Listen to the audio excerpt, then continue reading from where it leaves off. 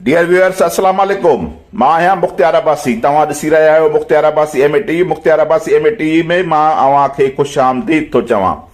कल्ह खां वठी सोशल मीडिया ते सैयद सरदार अहमद शाह मुतलिक़ जेको पंहिंजो कमेंट्स आया आहिनि, उन ते जेको तबसरो तर्जियो ऐं उन ते जेका तनक़ीद थी रही आहे, अचो त पाण 2 मिंट सिर्फ़ उन ते ॻाल्हायूं था ऐं उन खां पोइ जेको आहे तव्हां भली पंहिंजे राय में कमेंट्स कयो ऐं तव्हां बि जी बि रहनुमाई असांजे आॾो जेको आहे असांजे बहितर थींदी।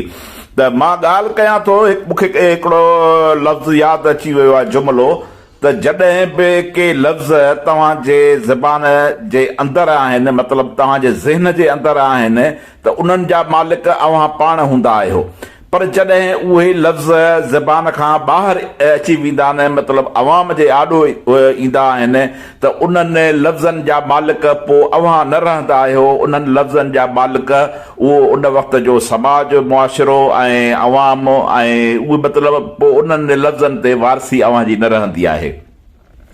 मूं सरदार शाह जी वीडियो जेका आहे उहा तफ़सील सां ॿुधी आहे। सच पुछो, जेकॾहिं मां पंहिंजे मुकमिल ईमानदारी ऐं सचाईअ सां मां को सरदार शाह जो को तर्जुमान न आहियां, न वरी को मां सरदार शाह जे जेको आहे सो को मतिलबु उन जेको मां ॻाल्हायां पियो फेयर में, उहो इन जे करे त को गवर्नमेंट जो मिनिस्टर आहे तंहिंजे करे। पर जेकॾहिं मां पंहिंजी ईमानदारी ऐं सचाईअ सां इहा ॻाल्हि कयां थो त सरदार शाह लतीफ़ साईंअ खे जेका शानदार भेटा पेश कई आहे, उहो उन मां मूंखे उहो साॻियो ई तसलसल नज़र अचे थो जेको लतीफ़ साईंअ ते जेको आहे सो रसूल पल्लीअ जॾहिं ॻाल्हाईंदो हुयो, लतीफ़ साईंअ ते अब्दुल वाहिद आरिसर साहिबु ॻाल्हाईंदो हुयो, या लतीफ़ साईंअ ते ॿिया तमामु घणा सिंध जा जेके आहिनि सो दानश्वर जॾहिं उनखे भेटा ॾींदा हुआ। हा, ठीकु आहे, सरदार शाह जी जेका इल्मी लेवल आहे या हुन जी जेका लतीफ़ बाबति जेका ॼाण आहे, उहा ज़रूरी न आहे त उहा रसूल पल्लीअ साहिब जहिड़ी हुजे या ॿिए कंहिं जहिड़ी हुजे।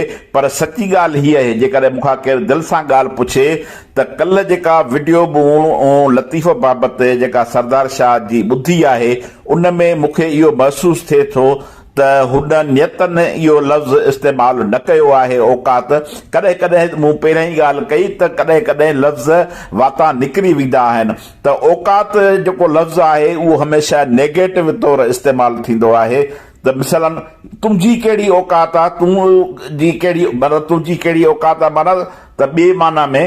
पर जेकॾहिं उनखे चइजे त तुंहिंजी कहिड़ी हैसियत आहे, त हैसियत लफ़्ज़ जेको आहे उहो अञा कुझु घटि थिए थो, मतिलबु उहो एॾो उनखे नफ़रत जे निगाहनि सां नथो ॾिठो वञे। पर औकात जेको आहे उहो जुमिले में जेको आहे उनखे नेगेटिव तौरु ॾिठो वञे थो।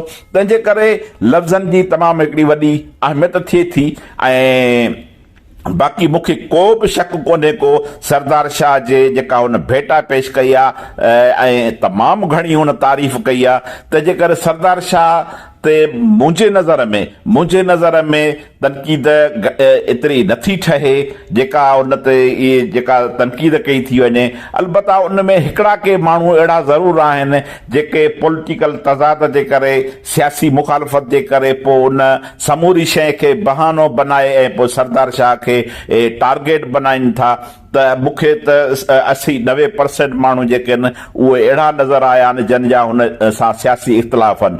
बाक़ी जेको लफ़्ज़ औकात आहे इहो सरदार शाह खे न चवणु खपंदो हो। ऐं उन जे लाइ मुंहिंजी जेका रिक्वेस्ट आहे सरदार शाह खे, त उहो पाण हिकिड़े वीडियो जे ज़रिए, ॾाढी सुठी हुनजी ॿोली आहे, शाइर आहे, अदीब आहे, ऐं सची ॻाल्हि इहा आहे त हिन समूरी जेके बि कैबिनेट मिनिस्ट्री में जेके मौजूदु आहिनि, सवाइ हिकु ॿिनि जे जीअं इस्माइल राव साहिब या ॿिया आहिनि, त ॿियनि खां तमामु घणो हिकिड़ो इल्मी तरह तमामु घणो हिकिड़ो मोतबर क़िस्म जो माण्हू आहे। ऐं हुन जी जेका नंढपण ऐं जवानी उहा असां सां गॾु शागिर्द पॉलिटिक्स में, इल्म अदीबी कचहरी में, ऐं पाण ख़ुदि हिकिड़ो तमामु सुठो शाइर आहे। तंहिंजे करे हुनखे इहे पाण अची ऐं चवणु खपे ऐं उन ते पंहिंजो जेको आहे सो को बि ड्रिज ड्रिजाव न करणु खपे। सरेआम अची चवे त हा, औकात लफ़्ज़ जेको आहे उहो नेगेटिव ॿोली में इस्तेमालु थींदो आहे। मूंखे लतीफ़ बाबति जेको आहे औकात लफ़्ज़ न चवणु खपंदो हो, ॻाल्हि ई ख़तमु थी वेंदी। बाक़ी असीं जेको आहे फेसबुक ते हरू भरू जेको आहे सो हिकिड़ो टारगेट वेठा पिया ठाहियूं, त मुंहिंजे ख़्याल में त जेकी दोस्त सची ॻाल्हि इहा आहे त हरू भरू इहो टारगेट बनाए सरदार इन मां सियासी मामले जी ॻाल्हि कोन थो कयां, पर इन वीडियो जी ॻाल्हि थो कयां त इन वीडियो खे जेको आहे सो इन औकात लफ़्ज़ खे वठी ऐं इहो कनि पिया, ऐं पोइ उन में घणी त इहा हिकिड़ी ख़ुदि सरदार शाह सां बि बेअदबी आहे। छो त सरदार सॼी तव्हां वीडियो जॾहिं ॿुधंदव त तव्हां पाण ई जेको आहे चवंदव त हीउ सरदार शाह लतीफ़ खे हिन नमूने सां भेटा ॾेई सघे थो।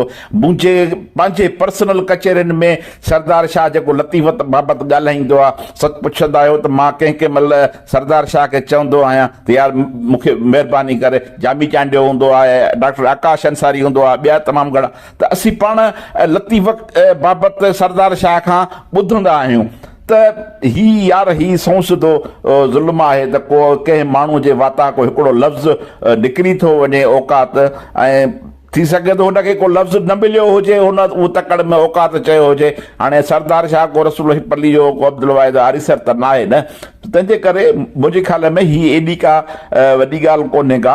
जॾहिं कंहिं माण्हूअ जे नियत ते शक कोन्हे को त पोइ हरू भरू जेको आहे उन माण्हूअ जे उन लफ़्ज़ खे वठी औकात जे लफ़्ज़ खे वठी ऐं उन ते जारियाना क़िस्म जी इन क़िस्म जी तनक़ीद करणु।